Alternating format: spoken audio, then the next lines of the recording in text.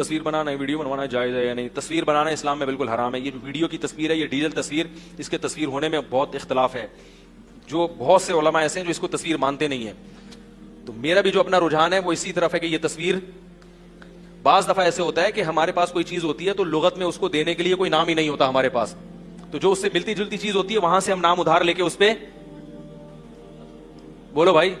تو یہ جو ڈیجیٹل کیمرے سے جو ویڈیو بنتی ہے, یہ جو تصویر بنتی ہے, یہ رسول اللہ صلی اللہ علیہ وسلم کے دور میں تھی نہیں. جب یہ چیز وجود میں آئی تو ہمیں یہ اس جیسی لگی جیسی حرام تصاویر ہوتی ہیں, تو ہم نے وہاں سے نام ادھار لے کے اس پہ چشمہ کر دیا. تو اب اس کے وہ حکام نہیں ہوں گے جو اس کے حکام ہیں,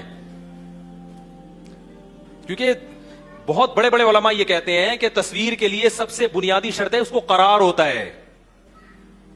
اور ویسے بھی جو اسلام نے تصویر کو حرام قرار دیا نا, اس میں دو چیزیں بنیادی ہیں احادیث میں. ایک مزاحات لخلق اللہ, اللہ کی تخلیق کی نقل. کبھی حدیث میں آتا ہے جو تصویر بنائے گا اللہ کہیں گے میری نقل ماری ہے تو اب اس میں جان بھی ڈالو. ڈیجیٹل کیمرے کی جو تصویر ہے اس میں اللہ کی نقل نہیں ہے, کیونکہ اس میں انسان خود سے کچھ بھی نہیں کرتا. یہ وہی انسان جو ہے نا جو اللہ نے بنائے ہیں, انہی کو کیمرے کی اسکرین پہ, بولو بھائی, انہی کو کیمرے کی اسکرین پہ دکھائے. تبھی ہم عرف میں بھی یہ کہتے ہیں کہ آج ہم نے مولانا طارق جمیل صاحب کو ٹی وی میں دیکھا. کوئی یہ نہیں کہتا کہ ہم نے ان کی تصویر دیکھی ہے, یہ نہیں کہتا. تو اس میں اللہ کی نقل نہیں ہے, اس میں مزاحت. دوسرا تصویر تھی بت پرستی اور شرک کا ذریعہ. تو بت پرستی اور شرک کا جو ذریعہ ہے وہ تصویر ہے جو قابل تعظیم ہوتی ہے, جو گھروں میں لٹکائی جاتی ہے. ڈیجیٹل کیمرے کی جو تصویر ہے اس میں کہیں بھی تعظیم کا عنصر, ایسی تعظیم جو آپ کو عبادت کی طرف لے کے جائے.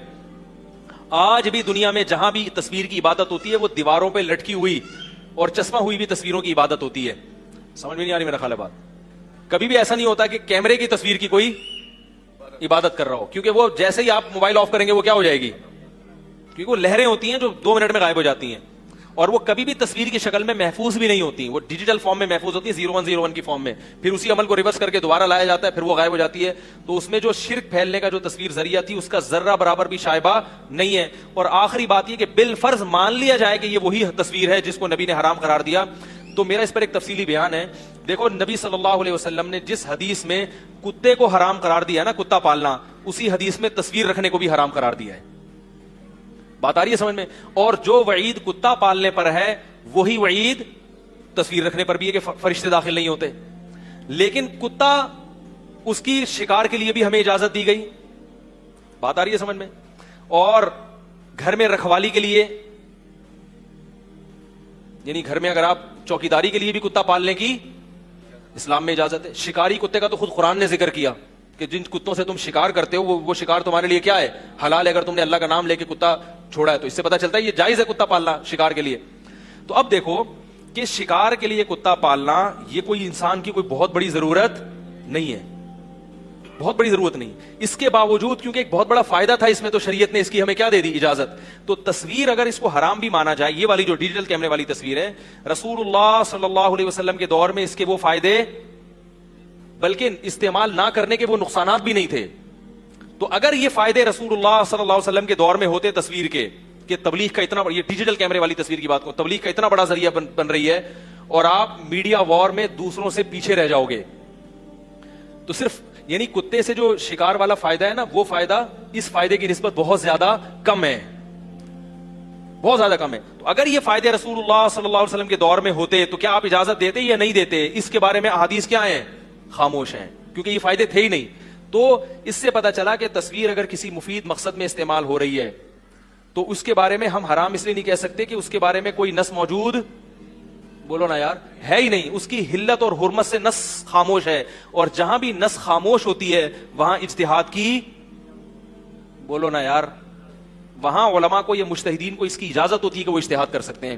تو یہ جو لوگ کہتے ہیں نا کہ آپ لوگوں نے تصویر کو حلال کر دیا ان فائدوں کی خاطر, حالانکہ تصویر اجتہاد وہاں ہوتا ہے جہاں نص موجود نہیں ہوتی. یہاں تو نص موجود ہے, تو ہم کہتے ہیں نص اس تصویر کے بارے میں موجود ہے جس کا سرے سے کوئی فائدہ اس زمانے میں تھا ہی نہیں, نقصان ہی نقصان تھے. اس تصویر کے بارے میں جس کے اتنے سارے فوائد ہوں کہ میڈیا وار میں آپ کے لیے اس کے بغیر اس جنگ میں میدان میں اترنا ممکن ہی نہیں ہے. یہ فائدے اگر ہوتے, اس کے بارے میں نص موجود ہی نہیں ہے, وہ حلال یا حرام ہونے کی بات کرے تو الگ بات. جہاں نص موجود نہیں ہوتی وہاں کیا ہوتا ہے, اجتہاد ہوتا ہے. تو اگر کتے کے مسئلے پر تصویر کو قیاس کیا جائے تو ایک شکار کے لیے جب کتا پالنا جائز ہے تو میرے بھائی پوری دنیا میں ایک اسلام کی تبلیغ کے لیے یا اپنی بات پہنچانے کے لیے یہ حکمت تو شکاری کتے سے کئی گنا زیادہ ہے. اور جو علماء ڈیجیٹل تصویر کو علی الاطلاق حرام کہتے ہیں, پھر ہمارے پاس ایک الزامی جواب بھی ہے.